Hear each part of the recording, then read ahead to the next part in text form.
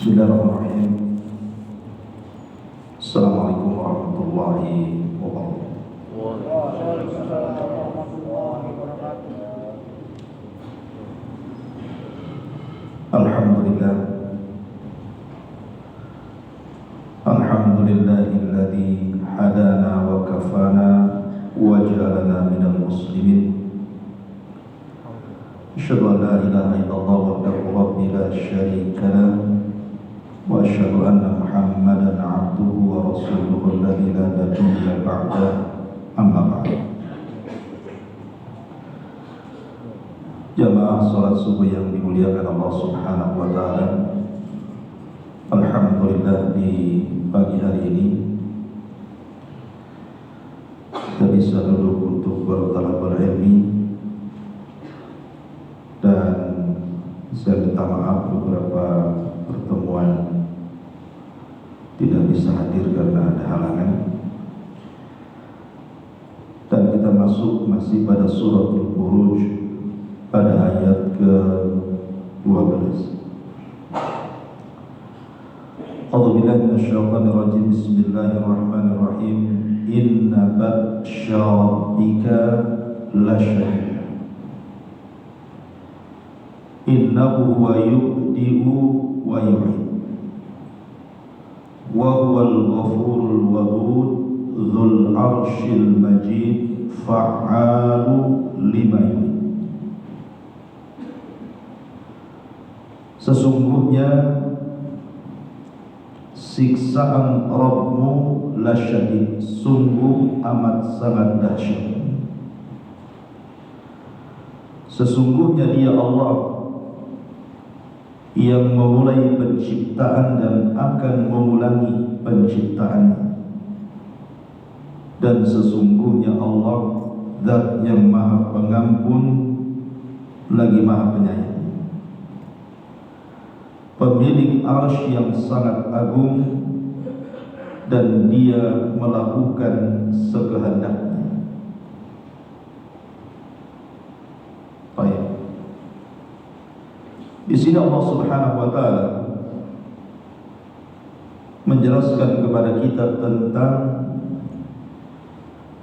kekuasaan kepada makhluk, bahwa Allah bisa melakukan hal apa saja kepada kita. Allah mengatakan inna batsya rabbika lasyadid. Ini sebuah peringatan. Sesungguhnya hukuman Rabbmu, azab Rabbmu, siksaan Rabbmu sungguh pedih. Kita lihat kondisi kehidupan kita, terkadang orang-orang yang dahulunya kuat, tapi karena bermaksiat kepada Allah Subhanahu wa taala, dengan mudah Allah Subhanahu wa taala melemahkan. Karena inna batsya rabbika lasyadid. Lalu apa yang mendatangkan azab Rabb kepada kita ini? Ada sebuah hadis, kata Nabi SAW ketika memberikan nasihat kepada orang-orang muhajir. Kata Rasul, ya ma'syarul muhajirin khamsun idza tulitum bihinna wa a'udzu billahi an tudrikuhun. Wahai orang-orang muhajirin, 5 perkara, kalau seandainya menimpa kalian, aku berlindung kepada Allah Subhanahu wa taala agar jangan sampai 5 perkara ini menimpa kalian, karena 5-5-nya mengundang azab. Kalau sudah azab itu datang, inna batsya rabbika lasyadid, maka ingat bahwa azab Allah itu pedih.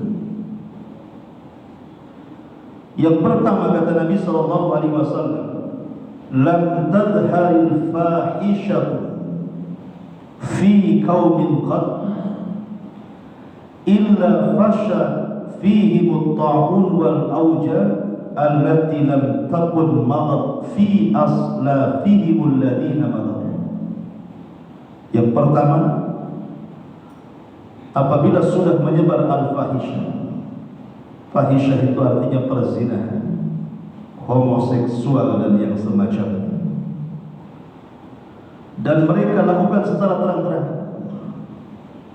kecuali Allah Subhanahu wa ta'ala akan sebar di tengah-tengah masyarakat penyakit taun dan penyakit-penyakit yang tidak pernah dikenal di zaman Nabi. Dari sini Rasul mengatakan bahwa di antara yang mendatangkan azab atau siksaan berat Allah adalah ketika menyebarnya sebuah fahisyah, perzinahan, homoseksual, lesbi dan yang semacamnya. Dan itu dilakukan terang-terang. Di zaman Nabi bukan tidak ada orang berzina, ada orang berzina, tetapi tidak terang-terang. Seperti kisah seorang wanita Ghamidiyah, dia berzina sampai hamil. Kemudian dia datang kepada Nabi SAW dan mengatakan, asabtu haddan fatahhir. Rasul, aku sudah berzina, bersihkan dosa. Kata Nabi SAW, boleh jadi engkau tidak berzina, kau hanya memeluk saja, kau hanya mencium saja. Tapi wanita kaum ini mengatakan tidak, ini buktinya. Kemudian dia memperlihatkan perut yang sedang hamil. Kata Nabi SAW, kalau gitu lahirkan dulu. Maksud Rasul itu kalau sudah melahirkan jangan balik, sudah tobat saja. Tetapi wanita ini karena ingin membersihkan, habis melahirkan datang pulang sama Nabi. Kata Rasul, susui dulu, karena kalau engkau kemudian dirajam sampai mati, siapa yang menyusui anak ini? Maka wanita ini pulang kemudian menyusui 2 tahun. Seandainya wanita ini tidak kembali kepada Rasul, tidak mungkin dicari. Tapi dasar wanita ini ingin membersihkan betul-betul jiwanya. Setelah 2 tahun menyusui, datang pulang dan mengatakan, ingat enggak wahai Rasul, diriku asabtu haddan fatahhirni. Dulu aku yang pernah berzina, tolong bersihkan dosa zina. Akhirnya dirajam. Ataupun kisah tentang seorang laki-laki dari Ma'iz, seorang budak yang berzina kemudian minta dirajam. Arti di zaman Rasul ada orang berzina, tetapi sembunyi-sembunyi. Dan setelah mereka melakukan perzinahan, mereka ingin tobat. Tapi di zaman sekarang, na'udzubillah, yang namanya perzinahan itu ada tempat lokalisasi khusus gitu. Bahkan yang ironisnya itu sampai dilegalkan oleh pemerintah kadang-kadang. Padahal hal-hal yang seperti ini mengundang adab. Lihat bagaimana Rasul mengatakan, illa fasha fihi muta'un, kecuali Allah Subhanahu wa ta'ala akan sebarkan ta'un. Mungkin ta'un sejenis corona. Zaman dulu kan virusnya ta'un namanya. Zaman sekarang mungkin ta'un tidak ada. Ataupun penyakit-penyakit yang tidak dikenal sebelumnya. Yang namanya penyakit AIDS, mana ada dikenal di zaman ini? Hanya dikenal di zaman sekarang. Yang lebih mirisnya lagi, sampai hari ini belum ditemukan obatnya. Sampai pakar-pakar dunia berkumpul meneliti untuk mencari obat penyakit AIDS, tidak kunjung juga ditemukan obatnya. Kenapa? Karena Anda percuma berkumpul untuk mencari penelitian bagaimana cara mengobati obat ini. Kenapa? Karena sumbernya tidak dihilangkan. Kalau sumbernya dihilangkan, akan hilang penyakit ini. Tapi kalau sumbernya malah kemudian dilegalkan, maka satu dunia berkumpul untuk meneliti dan mencari obatnya, sia-sia. Kenapa? Anda sedang melawan siapa? Yang Anda lawan itu Allah. Allah itu punya tentara banyak. Bakteri-bakteri, virus-virus itu Allah yang punya. Seandainya ditemukan obatnya, dibuat lagi virus yang baru. Kita ini sedang bermuamalah dengan siapa sebenarnya? Maka di sini Nabi SAW mengatakan, kalau ini sudah terjadi, inna batsya rabbika lasyadid.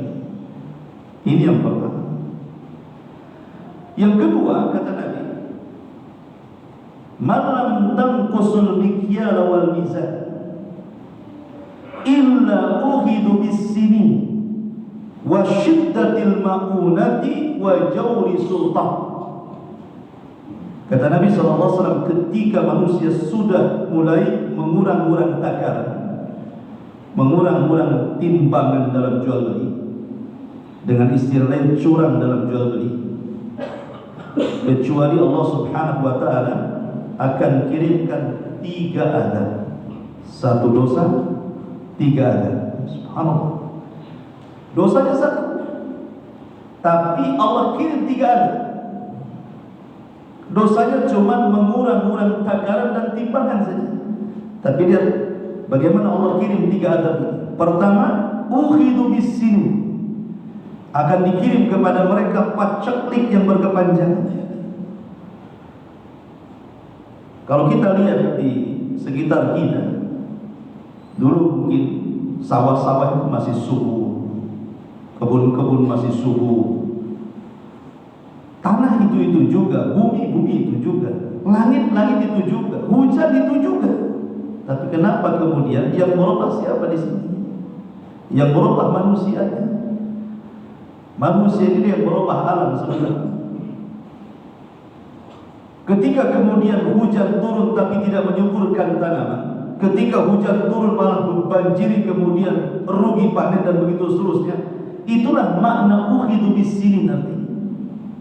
Gagal panen, gagal ini, gagal itu, ini. Mereka tidak sadar kalau itu sebabnya karena curang dalam bermuamalah. Yang kedua, wa syiddatil ma'unah. Syiddatil ma'unah itu artinya disusahkan ekonomi, susah cari pekerjaan. Walaupun ada pekerjaan, ya mungkin gajinya kecil, tidak mencukupi, pengangguran di mana-mana. Kemudian yang lebih parah, dikuasakan kepada mereka para penguasa zalim. Kalau sudah muamalah di pasar itu bermasalah, maka 3 perkara ini akan dikirim. Dan kita bisa rasakan hari ini. Kita bisa merasakan bagaimana Allah Subhanahu wa ta'ala kirim paceklik. Bukan arti paceklik gak ada hujan sama sekali. Tidak, hujan tapi tidak menghasilkan. Kemudian sulitnya ekonomi dan para penguasa-penguasa yang zalim. Akibatnya cuma 1 sebenarnya, gara-gara curang dalam berjual beli. Mengurang-urang takaran, mengurang-urang timbangan, mengurang-urang meteran, riba dalam dagang, zalim dalam dagang, menipu, judi dan begitu seterusnya. Makanya ketika Nabi SAW sampai di kota Madinah, dilihatnya pasar yang paling besar itu adalah pasar Bani Qunaiqah. Pasar Bani Qunaiqah itu pasar orang Yahudi. Itu pasar terbesar yang menguasai perekonomian Madinah kali itu. Lah ketika kemudian para sahabat Nabi sudah singgah di kota Madinah, hijrah dari Mekah ke Madinah, maka dilihatnya banyak kecurangan yang luar biasa. Dari situlah turun ayat wailul lil mutaffifin alladzina idza talu 'alan nasi yastawfun wa idza kaluhum aw wazanuhum yukhsirun. Turun surah Al-Mutaffifin. Allah mengatakan wailul lil mutaffifin, neraka wel. Wel itu sebuah nama lembah di neraka jahanam yang sangat dalam, sangat gelap, sangat busuk, sangat menakutkan, sampai jahanam setiap hari isti'adzah minta perlindungan kepada Allah dari lembahnya sendiri. Lah lembah itu disebut wail. Untuk siapa wail ini? Lil mutaffif, untuk orang yang tatfif. Tatfif itu orang yang curang dalam berjual beli.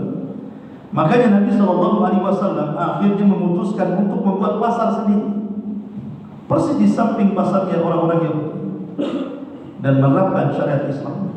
Hanya dalam tempo 2 tahun kurang, maka pasar orang Yahudi langsung gulung tikar, dan semua berpindah kepada pasar kaum muslimin. Berkah. Ya. Makanya Allah mengatakan walau anna ahlal qura amanu wattaqau la fatahna 'alaihim barakatin minas sama'i wal ardh. Kaulah penduduk negeri ini beriman dan bertakwa, Allah buka berkah dari langit dan dari bumi. Yang kedua, maka kalau sudah mengurang-urang takaran dan timbangan, ingat, inna batsya rabbika lasyadid. Sesungguhnya azab Rabbmu itu sangat pedis. Yang ketiga, kata Nabi SAW, lam yamna'u zakata amwalikum illa muni'ul qatra minas sama wa laulal bahaim lam yumtar. Seandainya manusia sudah mulai mencegah zakat-zakat harta mereka, tidak mau menunaikan zakat dan sedekah, tersebar kebakhiran di mana-mana, kecuali Allah Subhanahu wa taala akan tahan hujan kepada manusia. Kalau bukan karena binatang ternak, tentu mereka tidak akan dihujani. Jadi kalaupun ada hujan itu sebenarnya untuk memberi minum binatang ternak saja, menghidupkan rumput-rumput untuk makanan mereka saja. Kita ini nebeng bahasanya. Dari sini menunjukkan bahwa zakat itu mempengaruhi ekonomi manusia. Makanya di zaman Umar bin Abdul Aziz hanya 2 tahun menerapkan sistem zakat, tidak ada orang miskin di zamannya. Tidak orang miskin. Sampai-sampai orang mengira bahwa Imam Mahdi yang dimaksud oleh Rasul yang akan muncul di akhir zaman itu jangan-jangan Umar bin Abdul Aziz. Sampai ada yang mengira seperti itu, walaupun pendapat yang tidak benar. Tapi sampai ada yang menerka. Kenapa? Saking tidak ada orang miskinnya. Karena semua orang bayar zakat. Makanya sistem zakat itu bisa mengentaskan kemiskinan. Karena ini sudah diuji dalam sejarah. Hanya 2 tahun saja, tidak ada orang miskin. Bahkan orang yang bersedekah bingung kemana sedekahkan harta. Tapi di zaman sekarang orang yang zakat dan sedekah tidak lebih banyak daripada mustahik yang menerima sedekah dan zakat gitu. Bahkan yang harusnya zakat dia pula minta zakat. Tidak ada. Dia mampu, tapi punya pula surat miskin dari RT. Baik, ini yang ketiga. Yang keempat, kata Nabi SAW, lam yanqudu ahdallahi wa ahda rasulih illa sallatallahu aduwan min ghairikum wa ya'khudhu ma fi ba'dha ma fi aydikum.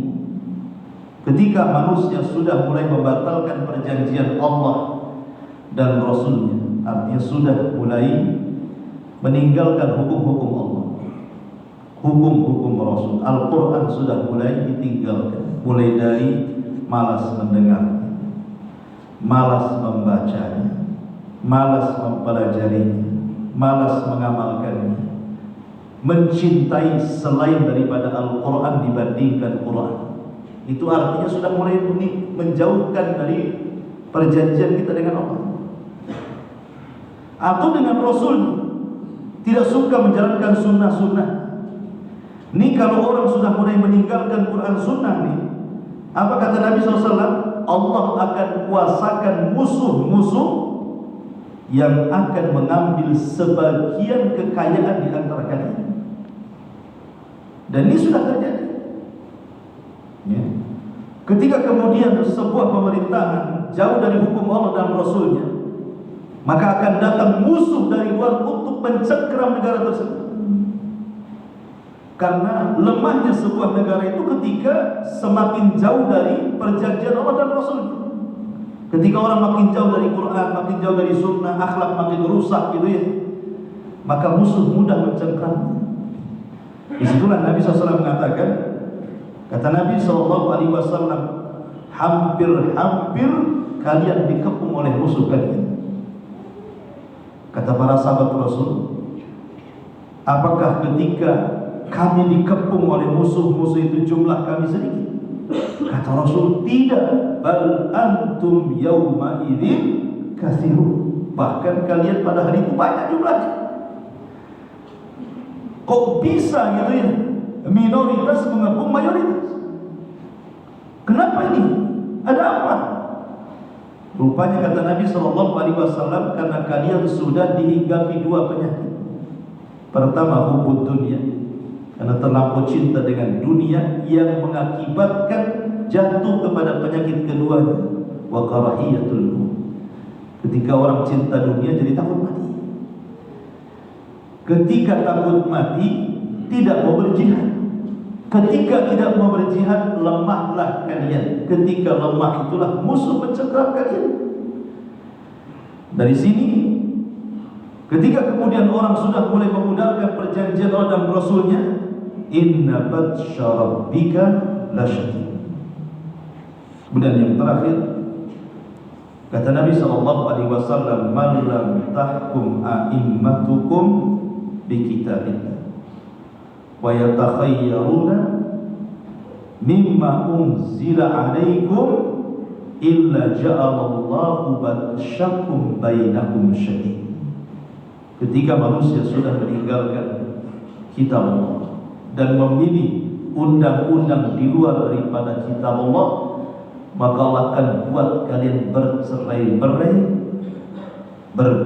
berselisih, bermusuhan, dan begitu seterusnya. Ingat, di negeri kita saja kan begitu. Mulai sudah gara-gara orang salah ngomong saja kadang-kadang dipermasalahkan. Padahal ucapannya itu benar secara agama, tapi mungkin menyelisih adat lah, menyelisih ini, menyelisih itu, jadi paham. Kenapa? Karena sudah mulai orang meninggalkan hukum-hukum Allah, sehingga takut kalau sedikit-sedikit menegakkan hukum Allah, nanti tidak cinta negara. Akhirnya orang dibungkam, tidak mau bicara. Lah, ketika kemudian orang sedikit demi sedikit meninggalkan hukum Allah, maka Allah mengatakan inna batsya rabbika lasyadid. Inilah 5 perkara yang mengundang azab Allah. Mengundang azab Allah. Ma'asyiral muslimin yang dimuliakan Allah Azza wa Jalla. Kemudian juga kalimat inna batsya rabbika lasyadid ini terjadi pada perorangan. Bisa juga terjadi pada keluarga. Bisa juga terjadi pada masyarakat umum. Seperti umpamanya perorangan, seperti yang saya tadi contohkan, tersebarnya berbagai macam wabah dan penyakit. Itu diakibatkan karena perzinahan, karena maksiat dan yang lain. Atau seperti umpamanya usyar yang sifatnya keluarga. Ketika dalam keluarga itu kemudian tidak berhukum dengan hukum Allah, mulai meninggalkan sholat dibiarkan. Istrinya meninggalkan sholat, suaminya tidak cemburu. Atau mungkin sebaliknya, anak yang tidak pakai jilbab juga tidak ada masalah. Padahal Nabi itu diutus kepada kaum yang menyembah Lata, Uzza, Manat, Hubal, kaum yang gelap gulita, maka disebut jahiliyah. Tapi Rasul mengatakan apa? Kata Nabi SAW, aku katakan ada 2 kelompok aku gak pernah melihat, tetapi dua-duanya yakin termasuk gedung neraka. Di zaman Nabi tidak ada 2 kelompok ini. Tapi kata Rasul, kalau ada kelompok ini pasti termasuk gedung neraka. Salah satunya apa? Nisa'un kasiyatun ariyatun ma'ilatun mumilatun ru'usuhunna ka'asnamatil buktil ma'ilah la yadkhulnal jannah wa la yajidna rihaha wa inna rihaha la yujadu min masirati kada wa kada. Salah satunya kata Rasul, seorang wanita berpakaian tapi telanjang, berjalan lenggak-lenggok, kemudian kepalanya seperti punuk unta yang melenggok. Mereka tidak akan masuk surga. Mencium baunya surga pun tidak. Padahal bau surga itu bisa tercium sejarak sekian dan sekian saking jauhnya katanya. Nabi diutus kepada umat yang gelap gulita, tidak ada hidayah. Kemudian Allah mengatakan wala tabarrujna tabarrujal jahiliyatil ula. Jangan kalian berdandan wahai wanita seperti dandanan jahiliyah. Seperti apa sebenarnya dandanan jahiliyah? Kata Imam Ibnu Katsir, dandanan jahiliyah yang dilarang oleh Nabi SAW adalah ketika menampakkan ubun-ubun depan dan anting-anting yang dipasang atau gelang yang dipasang di kaki. Itu yang dimaksud tabarruj dalam ayat. Jadi wanita jahiliyah itu kalau pakai jilbab nampak gini rambutnya depan, tapi ditutup belakangnya. Nampak rambut depannya, ini ubun-ubunnya sini, nampak begini. Kemudian tertutup pakaian, cuma kakinya pakai gelang. Jadi kalau jalan bunyi, merincing begitu. Itu disebut tabarruj. Yang Allah katakan wala tabarrujna tabarrujal jahiliyatil ula. Jangan kalian berdandan seperti dandanan jahiliyah yang pertama. Itu. Coba kita bayangkan dandanan orang sekarang dengan dandanan orang jahiliyah. Allah sendiri mengatakan jangan berdandan seperti itu. Di zaman sekarang ini bukan jahiliyah lagi dandanannya kan? Di atas jahiliyah lagi. Karena jahiliyah itu hanya kalau wanitanya menampakkan rambut depan, kemudian memakai gelang, kalau jalan dia bunyi itu saja. Kalau sekarang masya Allah udah bukan jahiliyah lagi, jahiliyah kuadrat, murakkab. Karena zaman sekarang itu kalau wanita ya aneh dulu ya. Dulu biasanya yang pakai tato contohnya itu biasanya orang Cina. Sekarang orang pribumi yang tato. Gambarnya macam-macam udah sekarang.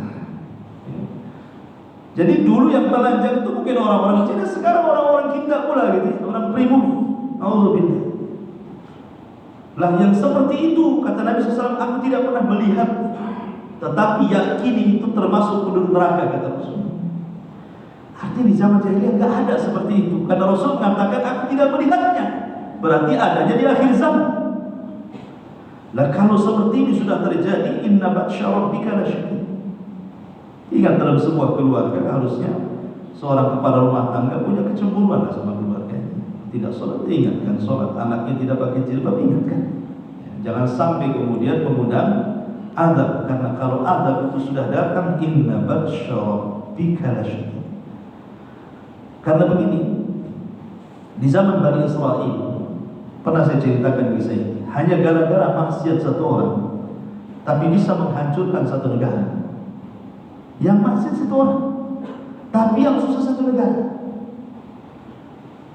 Ketika Nabi Musa alaihi salatu wassalam istisqa meminta hujan, kemudian tidak kunjung juga awan ini hitam dan dihujan-hujani, malah semakin berdoa semakin putih awan ini.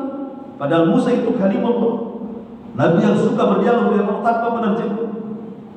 Sehingga Musa mengatakan, ya Allah, kenapa kau tidak kabulkan permintaanku dan permintaan Bani Israel kau? Maka Allah mengatakan, ya Musa, inna fikum, ini jawabannya, rajulun asallaha arba'ina sanatan. Kenapa kau tidak kabulkan permintaan wahai Musa?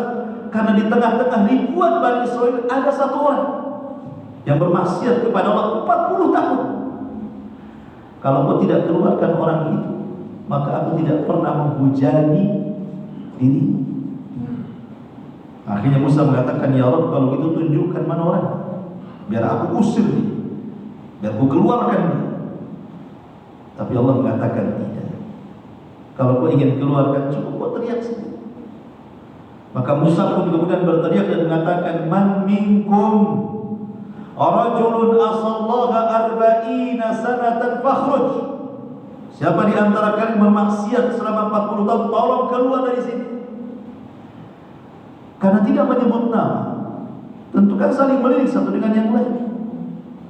Tetapi di antara ribuan Bani Israel itu, rupanya ada satu orang yang merasa bahwa dia yang bermaksiat 40 tahun yang tidak bertobat itu. Dia pun malu, menundukkan pandangan, serbannya kemudian ditutupi wajahnya, sambil menangis dia mengatakan, ya Allah, aku sudah bermaksiat kepadamu 40 tahun. Akankah setelah 40 tahun ini kau buka aibku di tengah-tengah orang ini? Kalau begitu aku bertobat, ya Allah, aku bertobat. Ketika dia mengatakan tubtu ilaika, aku bertobat kepadamu ya Allah, tiba-tiba langit gelap kemudian hujan. Musa makin heran lagi dan mengatakan, ya Allah, bukankah kau tadi yang mengatakan syarat turun hujan, kau keluar, aku harus keluarkan satu orang yang bermaksiat 40 tahun ini. Nah, orang ini belum keluar, kenapa pula kau turunkan hujan begitu? Kemudian Allah mengatakan, ya Musa, orang itu sudah bertobat, makanya kuhujani. Kemudian Musa mengatakan, ya Allah, tolong kasih tahu siapa orang itu. Maka Allah mengatakan, ya Musa, ketika dia belum bertobat 40 tahun, kututup aibnya.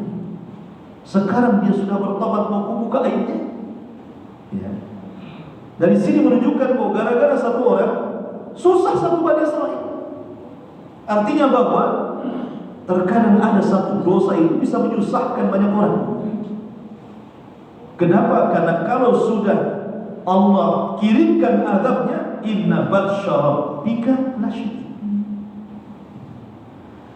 Kemudian Allah mengatakan, innahu huwa yubdi wa yu'id. Sesungguhnya dia Allah yubdi, yang memulai penciptaan, wa yu'id, dan akan mengulang penciptaannya.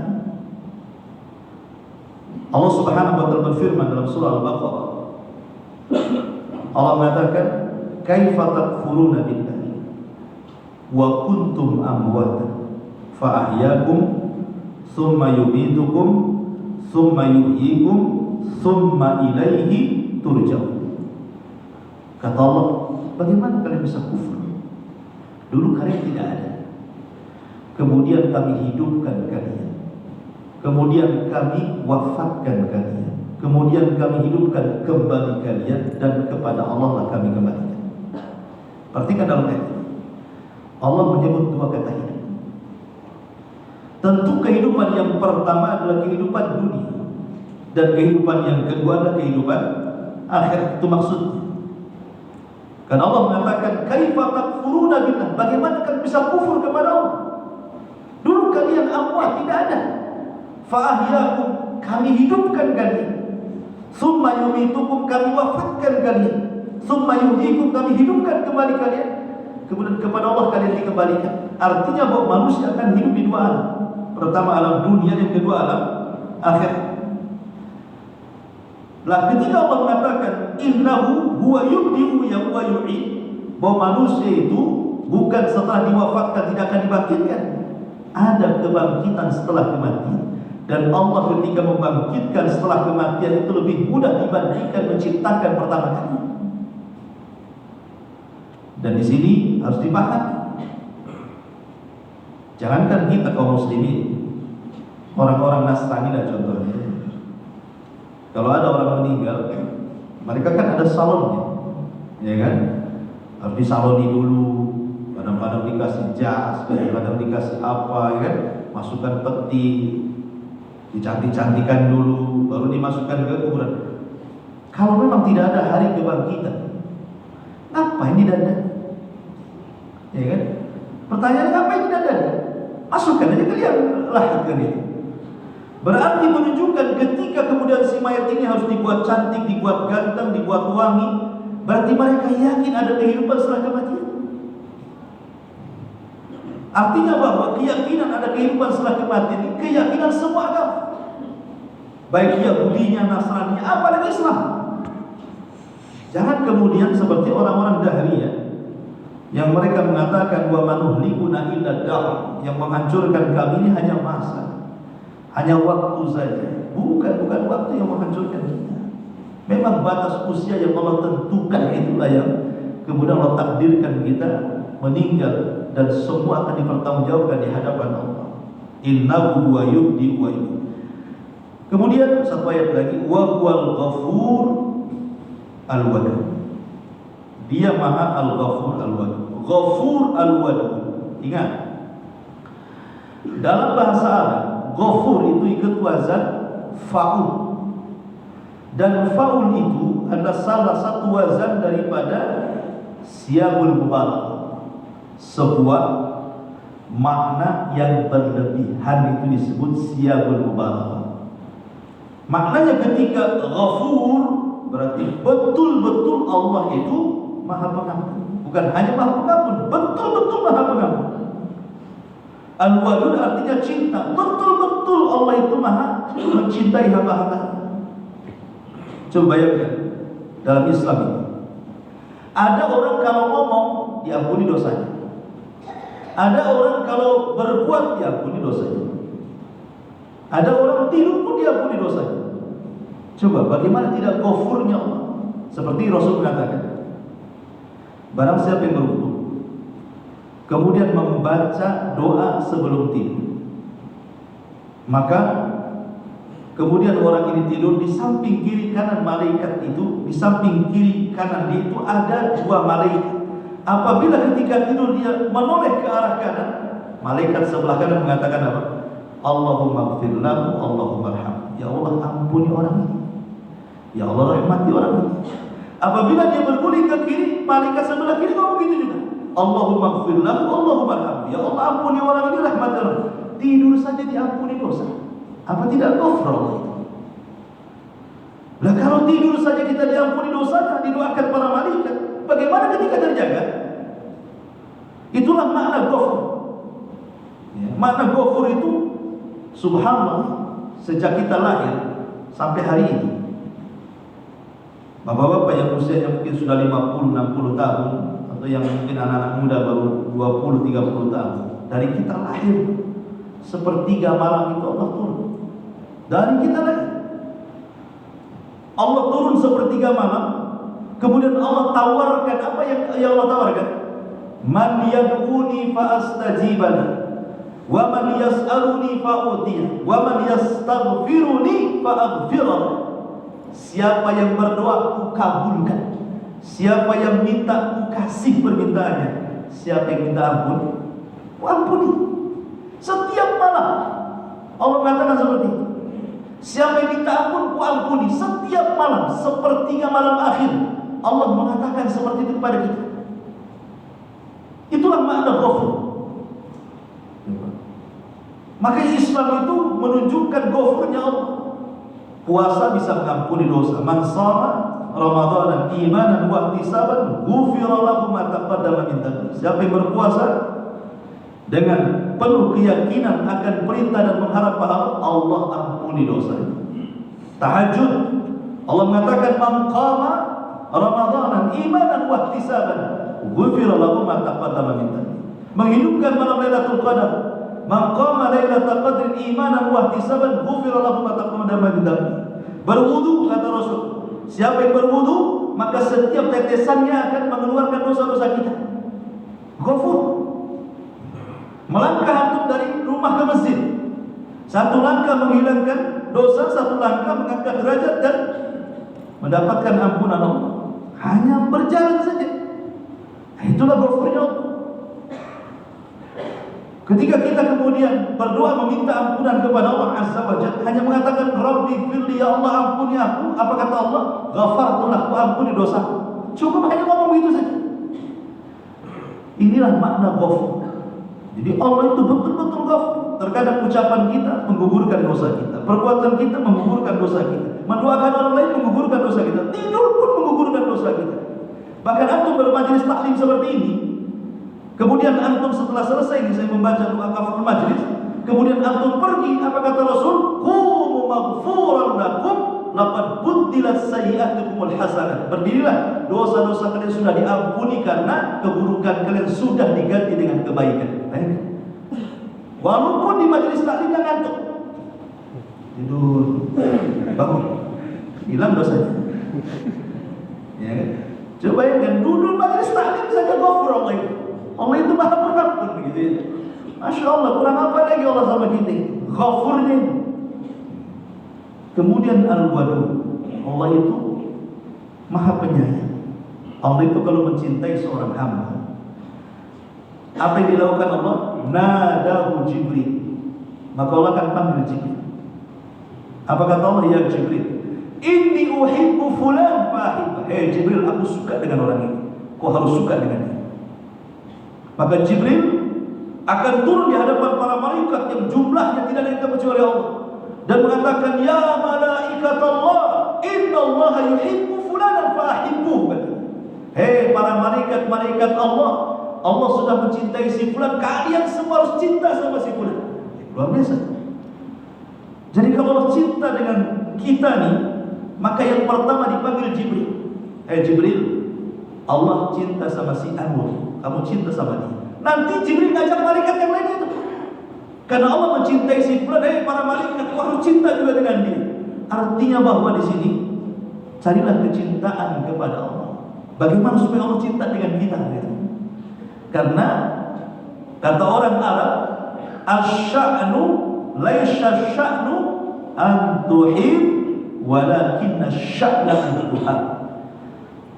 Sebuah perkara itu bukan bagaimana Anda mencintai, tapi sebuah perkara itu bagaimana Anda dicintai. Bagaimana caranya kita dicintai Allah? Maka Allah mengatakan, "Qul in kuntum tuhibbunallaha fattabi'uni yuhibbukumullah." Kata Hasan Al-Basri rahimahullah ta'ala, ada sebuah kaum mengaku mencintai Allah dan Rasul-Nya. Maka Allah puji dengan ayat ini. Katakan ya Muhammad, kalau kalian mencintai Allah, ikuti aku, maka Allah akan cinta kalian. Berarti dari sini, kalau kita ingin mendapatkan kecintaan Allah, cintai Allah sebagaimana Rasul mencintai Allah. Ikuti sunnah, ikuti perintahnya, maka Allah akan cinta kepada kita. Wallahu a'lam bishawab. Subhanallah bihamdika asyhadu an la ilaha illa anta astaghfiruka wa atubu ilaik. Allahu ta'ala. Assalamualaikum warahmatullahi wabarakatuh. Waalaikumsalam.